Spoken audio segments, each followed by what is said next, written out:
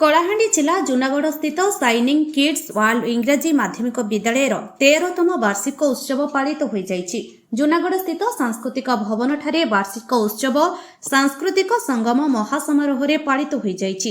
ଏହି ଉତ୍ସବରେ ମୁଖ୍ୟ ଅତିଥି ଭାବେ ଶିକ୍ଷକତାରେ ଜାତୀୟ ପୁରସ୍କାର ପ୍ରାପ୍ତ ସନ୍ତୋଷ କୁମାର କର ଉପସ୍ଥିତ ରହିଥିଲେ। ସମ୍ମାନିତ ଅତିଥି ଭାବେ ଡକ୍ଟର ଶିବରାମ ନାୟକ, ମୁଖ୍ୟ ବକ୍ତା ଭାବେ ଅଙ୍କିତ ଜୟସ୍ୱାଲ, ବିଦ୍ୟାଳୟ ପରିଚାଳକ ଡକ୍ଟର ପବୀର ଗୋଏଲ, ସ୍କୁଲ ଅଧ୍ୟକ୍ଷ ସୁଶାନ୍ତ ଦଣ୍ଡସେନ, ବିଦ୍ୟାଳୟ ପରିଚାଳକ ସରିତା ଗୋଏଲ ପ୍ରମୁଖ ମଞ୍ଚାସୀନ ରହିଥିଲେ।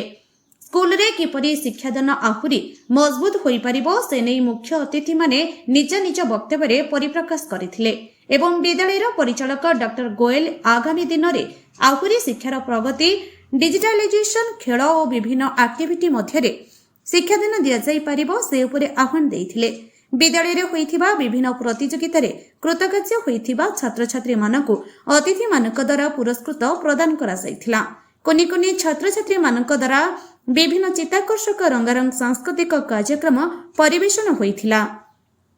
ସ୍କୁଲର ଶିକ୍ଷକ ରାଜେଶ କୁମାର ଭୈରମଲ, ଭେଙ୍କଟରମଣ ମାଝୀ, ବିନାୟକ ମେହେର, ଶିକ୍ଷୟିତ୍ରୀ ନିକିତା ଦାସ, ପୂଜା ନାୟକ, ଦୀପିକା ଅଗ୍ରୱାଲ, ସଞ୍ଜଜିତା ପାଢ଼ୀ ପ୍ରମୁଖ ମଞ୍ଚ ପରିଚାଳନା କରିଥିଲେ। ବିଦ୍ୟାଳୟର ସମସ୍ତ କର୍ମଚାରୀ ସହଯୋଗ କରିଥିବା ବେଳେ ପରିଶେଷରେ ବିପ୍ଳବ ନାୟକ ଧନ୍ୟବାଦ ଅର୍ପଣ କରିଥିଲେ। କଳାହାଣ୍ଡି ଜିଲ୍ଲା ଜୁନାଗଡ଼ରୁ ସ୍ୱାସ୍ଥ୍ୟଦୀପ ଆଦିତ୍ୟଙ୍କ ରିପୋର୍ଟ, ଅପରାହ୍ନ ଲାଇଭ୍।